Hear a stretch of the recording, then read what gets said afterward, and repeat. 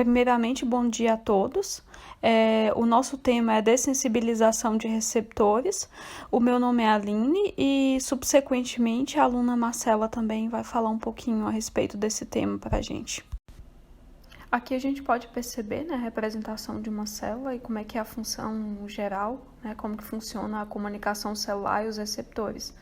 Então, para produzir um efeito, né, a maioria dos fármacos eles devem se ligar ao seu receptor-alvo, né, que são nada mais do que proteínas especializadas que podem estar tanto no meio extra como intracelular, né, e se liga com ligante, que pode ser um agonista ou uma molécula capaz de ativar esse receptor. Né? Então, o mesmo ele faz uma série de reações, né, mudanças conformacionais ou a sua atividade, e a partir daí ele produz uma cascata de sinalização, né, que são mensageiros secundários, e finalmente resulta em algum tipo de mudança na função celular. Bom, para um fármaco ele fazer o seu efeito, né, então ele deve se ligar a algum tipo de alvo farmacológico, que são tanto receptores, enzimas, canais de íons ou moléculas transportadoras. Todo esse maquinário celular, então, depois de ativado para fazer a comunicação celular, então ele deve ser desativado, até que para que haja um equilíbrio, né, uma homeostase celular. Então, mais à frente, nós vamos ver alguns exemplos, né, de alvos farmacológicos, que são eles receptores para esteroides, receptores transmembrana, tirosinoquinase, canal de íon, receptores acoplados à proteína G, né? Então, todos esses receptores, então, eles podem ser dessensibilizados, né, a ponto dos receptores prejudicarem a ação de fármacos. Então, a gente vai ver mais posteriormente alguns exemplos de como que esse processo acontece, né? Então, o termo dessensibilização dos receptores, né, significa uma diminuição ou então uma perda da resposta após uma estimulação prolongada ou repetitiva, né, ou por um agonista ou neurotransmissor. Então, ela é observada em uma ampla variedade de canais ligados. Então, os primeiros autores, né, que trouxeram esse termo, né, esse fenômeno, foram os autores Katz e Teslev, que proporam uma teoria, né, em 1957. Então, esses autores, eles estudaram, né, a cinética desse processo, que envolve dessensibilização, né, e recuperação de receptores na placa terminal. Então, esses autores, então, eles observaram, né, que colocando acetilcolina numa placa e que após a retirada da dose da acetilcolina, então, essa sensibilidade ela começa a se recuperar, né, porque é um período refratário onde acontece a sensibilização e dessensibilização. Então, esse é um processo fisiológico, né, que serve para proteção e também para manter a homeostase. Então, por que é importante a gente estudar, então, a dessensibilização dos receptores, né? Então, conhecer esse fenômeno, então, poderia auxiliar, né, no descobrimento de novas ferramentas farmacológicas, né, assim como o controle, ativação e dessensibilização de um receptor numa determinada perspectiva temporal. Porque qual que é o grande problema, né, desses agonistas, né, quando eles são utilizados? Então, muitos autores trazem até como um efeito colateral, né, que é exibido por esses fármacos. E também é um empecilho, né, para a modelagem de interações receptores, droga-receptor. Então, isso seria muito importante, né, para a farmacologia em si.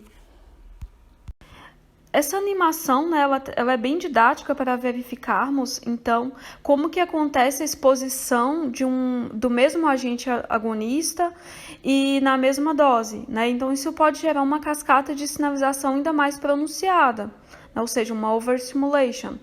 Então, como resposta a essa superestimulação, pode ocorrer, então, uma resposta prejudicada ao fármaco agonista. Então, isso, na verdade, é um mecanismo fisiológico, né? Um mecanismo de defesa.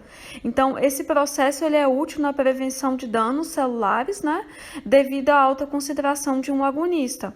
Então, aqui a gente pode verificar que o termo dessensibilização, né? Então, ele descreve como um fenômeno que acontece de forma rápida, pode acontecer em minutos ou milissegundos, e também pode ocorrer já desde a dose inicial, né, desse agente que for administrado.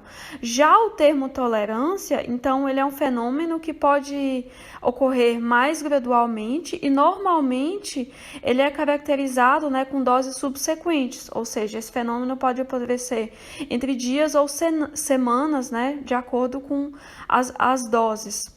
Então, é até uma questão para chamar atenção, porque muitas referências trazem esses dois termos como sinônimos, né? Na verdade, eles são bem parecidos, mas eu acredito que há uma diferença entre eles. Então, isso pode gerar até algum tipo de questionamento, né? Então, isso pode virar uma discussão mais à frente sobre esses termos.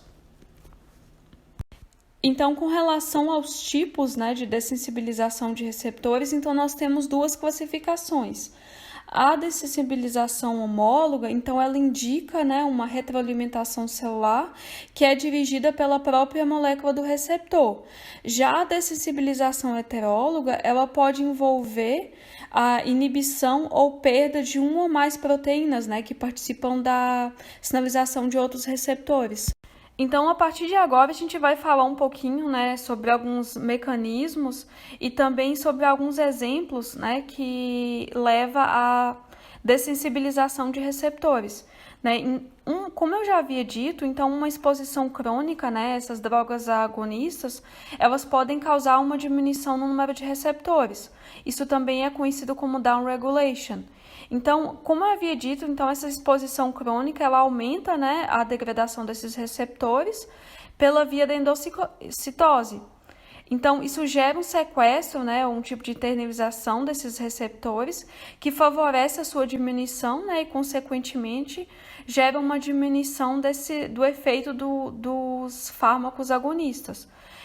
Como a gente pode ver nessa animação, né, que fica bem didático, então, é um mecanismo, né, da própria célula que envolve o próprio receptor em uma espécie de vesícula e então acontece a degradação por meio do lisossoma. Um exemplo clássico disso, então, é a crônica utilização de agentes opioides, né, ou outros tipos de droga de abuso, onde o número de receptores ele é comprometido, né, e por isso que se chama downregulation. Então, por causa desse fenômeno, uma causa o que pode acontecer é que é necessário uma dose cada vez maior para atingir o mesmo patamar de resposta, né? Bom, nesse mecanismo, os receptores são desacoplados da via de sinalização intracelular. Ou seja, com o comprometimento da sinalização intracelular, não ocorre a ativação dos mensageiros secundários. É como se o sinal se perdesse no meio do caminho e a célula não fosse mais capaz de modificar a função celular para produzir o efeito. Esse tipo de resposta é extremamente rápida e causa dessensibilização. Como exemplo, nós podemos verificar esse vídeo que explica um pouco melhor sobre como ocorre esse processo.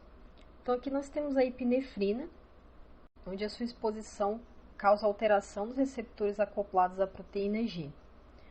Eles são fosforilados por enzimas intracelulares, as quinases, receptores acoplados à proteína G, ou GRKs, e os grupos fosfatos são então ligados por proteínas volumosas chamadas de arrestinas. Essas arrestinas impedem o receptor de ativar suas proteínas vizinhas de ligação ao nucleotídeo guanina ou proteínas G. Ao mesmo tempo, essas arrestinas marcam os receptores para endocitose, reduzindo o número de receptores na membrana celular. Como vocês podem ver nesse vídeo ao lado, em alguns casos também pode ocorrer exaustão de moléculas mensageiras intermediárias, como por exemplo a anfetamina. Esse fármaco acaba causando a liberação de diversas aminas, como a dopamina, serotonina e noradrenalina na fenda sináptica.